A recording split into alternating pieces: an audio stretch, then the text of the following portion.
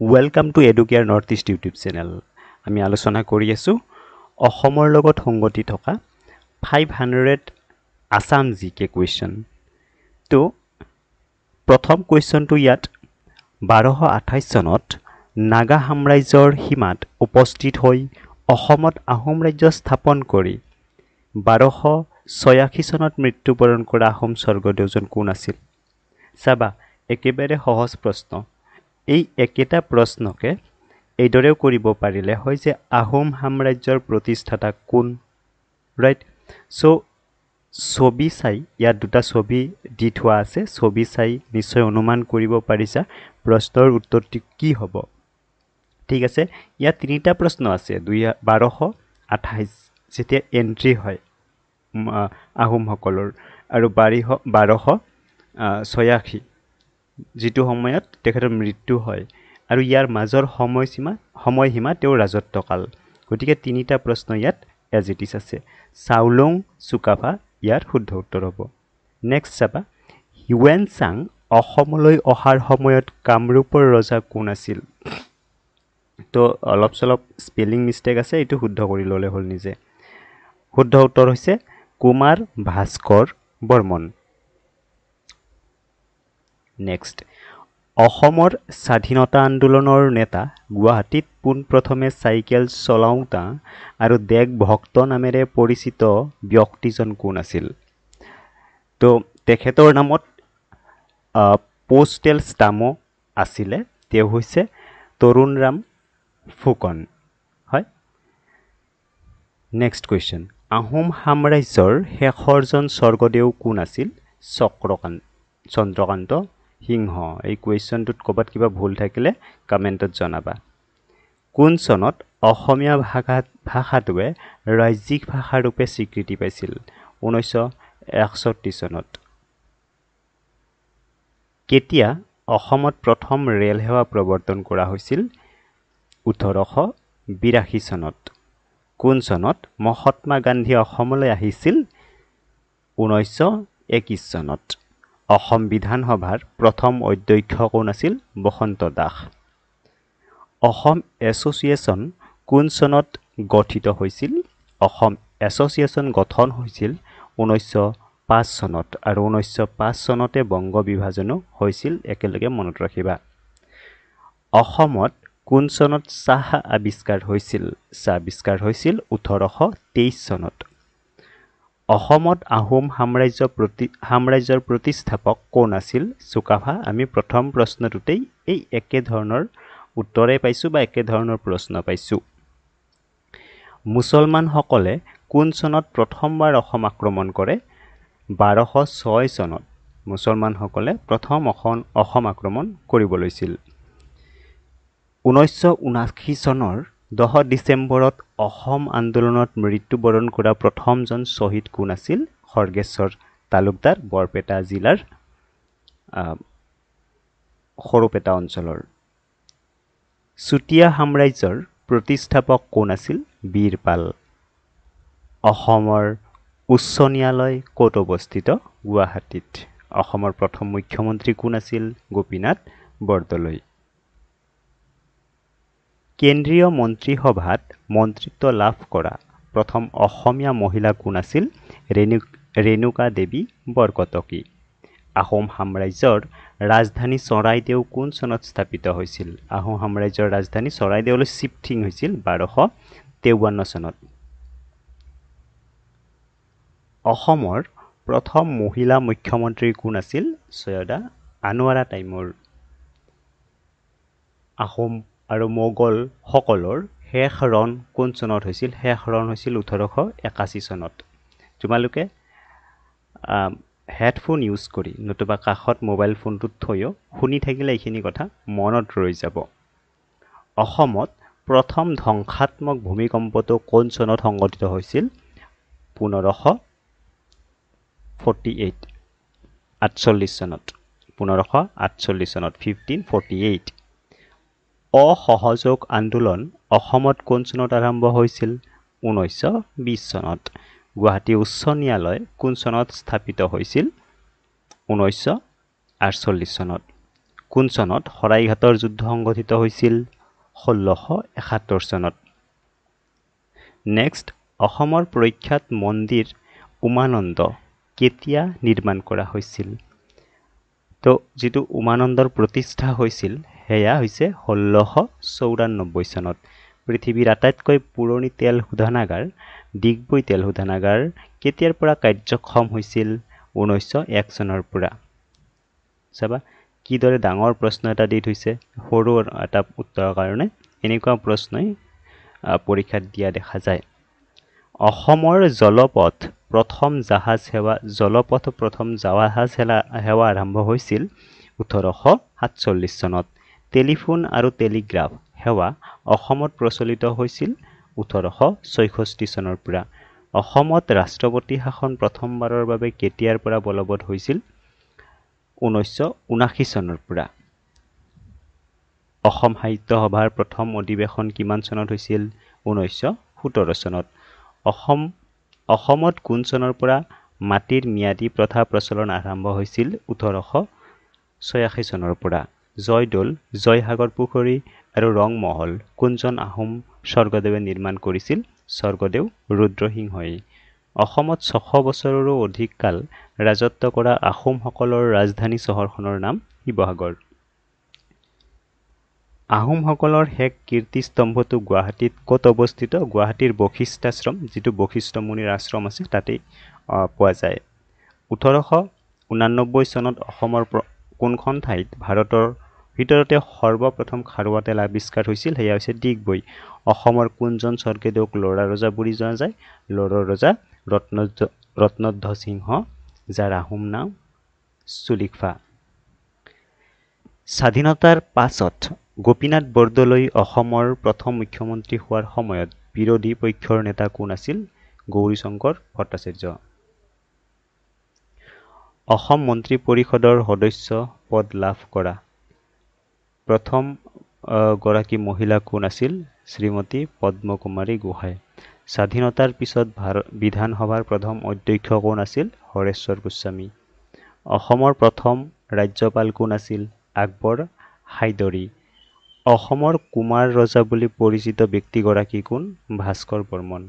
অসমৰ প্ৰথম British chief commissioner কোন আছিল? Colonel kidding. আভ্যন্তৰীণ সীমা আইন কেতিয়াৰ পৰা কাৰ্যকৰী হয়? এইটো গুৰুত্বপূৰ্ণ, মনত ৰাখিবা, 1873 চনত। প্ৰাচীন কামৰূপৰ কোনগৰাকী ৰাজকুমাৰীক কাশ্মীৰৰ ৰজা বিয়া কৰাইছিল? এইটো পৰীক্ষাত এবাৰ আহিছিলে। ৰাজকুমাৰী অমৃত প্ৰভাক কাশ্মীৰৰ ৰজা মেঘবাহনে বিয়া কৰাইছিল। এই প্ৰশ্নটো পৰীক্ষাত আহিছিলে আগৰ পৰীক্ষাত। ব্ৰহ্মপুত্ৰ নদীক তিনিটা নদীৰ সংগমস্থলী বুলি কোৱা হয়। কি কি নদী তিনিটা? দিহিং, দিবং আৰু লোহিত। লোহিত নদীটো হৈছে যিটো নদীৰ ওপৰত আমাৰ ভূপেন হাজৰিকা সেতু আছে। ঠিক আছে, তাৰ পৰাই ব্ৰহ্মপুত্ৰ নাম লয়। আহোম আৰু মোগলৰ মাজত শেষ যুদ্ধখন কিমান চনত হৈছিল আৰু ক'ত হৈছিল? 1681 চনৰ ইটাখুলি নামৰ ঠাইত। গুৱাহাটী বিশ্ববিদ্যালয় কেতিয়া স্থাপিত হৈছিল? 1948 চনত। ইংৰাজে ভাৰতত প্ৰতিষ্ঠা কৰা প্ৰথম চাহ উদ্যোগ কোনটো? ইষ্ট ইণ্ডিয়া কোম্পানীৰ দ্বাৰা চাবুৱা চাহ বাগিচা। অসম আক্ৰমণ কৰা প্ৰথম মোগল আক্ৰমণকাৰী কোন আছিল? মহম্মদ ইবন বখতিয়াৰ। কংগ্ৰেছৰ প্ৰথম সাধাৰণ সভা অসমৰ ক'ত আৰু কেতিয়া অনুষ্ঠিত হৈছিল? 1926 চনত গুৱাহাটীৰ পাণ্ডুত। এইটো পৰীক্ষাত প্ৰশ্ন আগতে আহিছে, মনত ৰাখিবা। অসম ছাত্ৰ সন্মিলনী কেতিয়া গঠন হৈছিল? প্ৰথম সভাপতি আছিল কোন? 1916 চনত প্ৰথম স্থাপন হৈছিল আৰু সভাপতিত্ব কৰিছিল লক্ষ্মীনাথ বেজবৰুৱাদেৱে। এইটো প্ৰশ্ন পৰীক্ষাৰ আগৰ পৰীক্ষাবোৰত আহিছে। এই প্ৰশ্নটো ইম্পৰ্টেণ্ট। 51। কোনজন অসমীয়া প্ৰসিদ্ধ চলচ্চিত্ৰ নিৰ্মাতাই পোনপ্ৰথমবাৰৰ বাবে বিহু পতাকাখন অংকন কৰিছিল? তেওঁ হৈছে নিপ বৰুৱা। অসম শব্দটো সংস্কৃত অসমা শব্দৰ পৰা অনা হৈছে। ইয়াৰ অৰ্থ অতুলনীয়। 2001 পৰা 11 চনৰ ভিতৰত অসমৰ জনসংখ্যাৰ বৃদ্ধিৰ শতকৰা হাৰ কিমান? 16.93% হয়। প্লাছ চাইনটোৰ একো নাই, তাৰমানে প্লাছ মানে পজিটিভ। তো 16.93%। এইটো মনত ৰাখিবা, ইম্পৰ্টেণ্ট হয় পৰীক্ষাৰ কাৰণে। 54 কুৱেশ্যন টো ইম্পৰ্টেণ্ট হয়। 55 1751 চনত স্বৰ্গদেউ ৰাজেশ্বৰ সিংহই 7খলপীয়া কাৰেংঘৰ নিৰ্মাণ কৰা শিৱসাগৰৰ বুৰঞ্জী প্ৰসিদ্ধ ঠাইখনৰ নাম গড়গাঁও।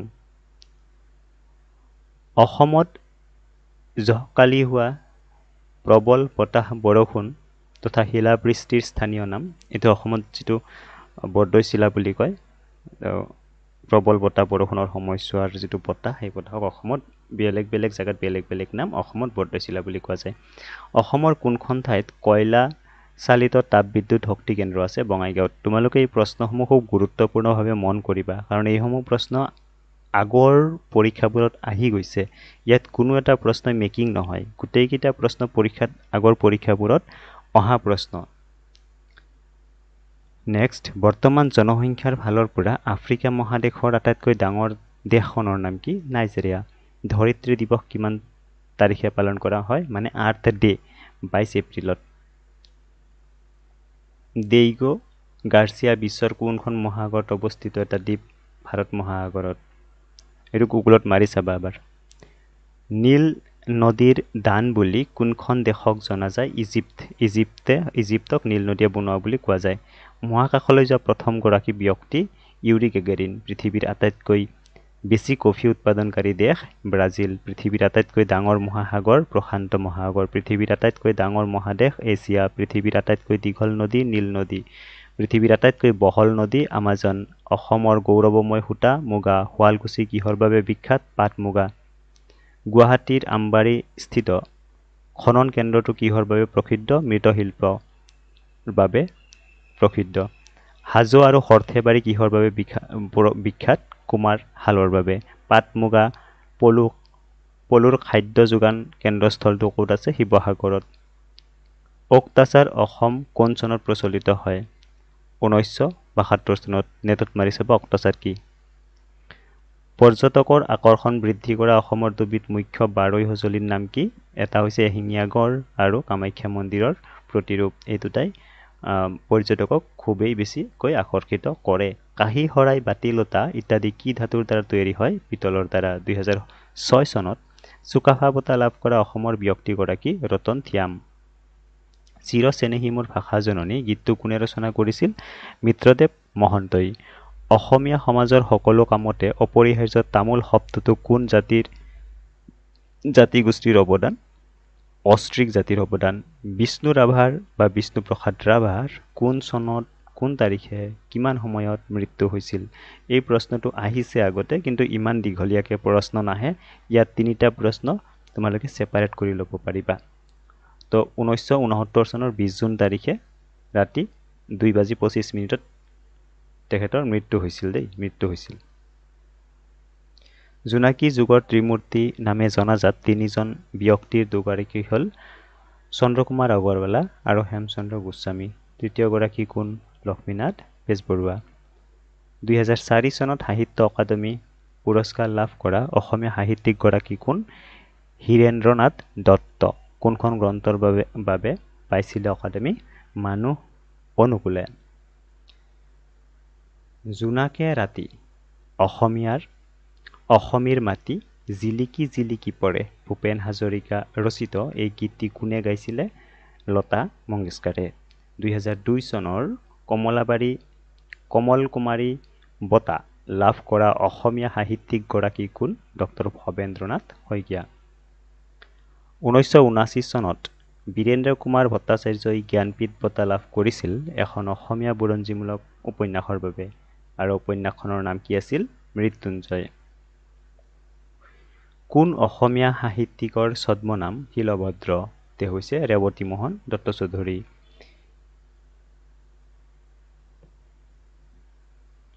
চ' 86ত কোৱা হৈছে যে উপন্যাস সম্ৰাট কোন? যিজনে মিৰি জীয়ৰী উপন্যাসখন লিখিছিলে, তেওঁ হৈছে ৰজনীকান্ত বৰদলৈ। 87 এজন ব্যক্তিয়ে লাভ কৰিছিল ক্ৰমে সৰ্বভাৰতীয় কথা পুৰস্কাৰ, সাহিত্য অকাডেমী বঁটা, অসম উপত্যকা বঁটা আৰু অসম প্ৰশাসন বঁটা। সেই পুৰোধা ব্যক্তিজন কোন? তেওঁ হৈছে চন্দ্ৰপ্ৰসাদ শইকীয়া। বিহগী কবি ৰঘুনাথ চৌধুৰীয়ে লিখা কবিতা পুথি দহি কতৰা আৰু কেতেকী। ডক্টৰ নিৰ্মল প্ৰভা বৰদলৈ কি ছদ্মনামেৰে জনা যায়? নীলা বাইদেউ। পুথি অধ্যয়ন বিদ্যা উপাৰ্জনৰ ঘাই উপায় কাৰ উক্তি? সত্যনাথ বৰাৰ। আমি ক্লাছ 10তো পাইছোঁ। হোমেন বৰগোহাঁইৰ উপন্যাসখন কোনটো উপন্যাসৰ আধাৰত কোনখন চিত্ৰ নিৰ্মাণ হৈছিল? হালধীয়া চৰায়ে বাও ধান খায়। ইম্পৰ্টেণ্ট, এইবিলাক প্ৰশ্ন পৰীক্ষাত আহি গৈছে দেই আগতে, গতিকে ভালদৰে মন কৰিবা। জ্ঞানপীঠ বঁটা বিজয়ী সাহিত্যিক এগৰাকীয়ে লিখা উপন্যাস ততাল হাতীৰ উঁয়ে খোৱা হাওদা, আৰু এই উপন্যাসখনৰ আধাৰত নিৰ্মিত হৈছিল অদাহ্য নামৰ কথাছবিখন। তো সাহিত্যিকগৰাকীৰ নাম কি? মামণি ৰয়ছম গোস্বামী, যাক ইন্দিৰা গোস্বামী বুলিও জনা যায়। মহাপুৰুষ শংকৰদেৱৰ গুপ্ত নাম কি আছিল? গংগাধৰ কায়স্থ। কামৰূপৰ কোনজন ৰজাই মহাভাৰতৰ যুদ্ধত অংশগ্ৰহণ কৰিছিল? ভগদত্তই। গুৱাহাটী উচ্চ ন্যায়ালয় কিমান চনত স্থাপন হৈছিল? 1948 চনত। চন্দ্ৰকুমাৰ আগৰৱালাৰ কোনটো কবিতাৰ বিষয়বস্তু মালিতাৰ অন্তৰ্গত? তেজীমলা। অসমৰ প্ৰাচীন নাম কি আছিল? প্ৰাগজ্যোতিষপুৰ। অসমৰ প্ৰধান ভাষা কি কি? অসমীয়া, বাংলা, বড়ো, ইংৰাজী আৰু হিন্দী। অসমত তেল শোধনাগাৰ কেইটা আছে? অসমত 4টা তেল শোধনাগাৰ আছে, ক্ৰমে ডিগবৈ, নুমলীগড়, গুৱাহাটী আৰু বঙাইগাঁও। অসমৰ উপন্যাস সম্ৰাট কোন? ৰজনীকান্ত বৰদলৈ। 2টা প্ৰশ্ন ৰিপিটেড হৈছে যদিও খুব গুৰুত্বপূৰ্ণ, পৰীক্ষাৰ পৰা লোৱা হৈছে। পৰৱৰ্তী যিটো আমাৰ GS Set 2 হ'ব, তালৈকে অপেক্ষা কৰা। তাৰ প্ৰশ্নসমূহ লেভেল বা যিটো স্তৰ সেইটো ক্ৰমান্বয়ে বাঢ়ি গৈ থাকিব। ঠিক আছে, থেংক ইউ।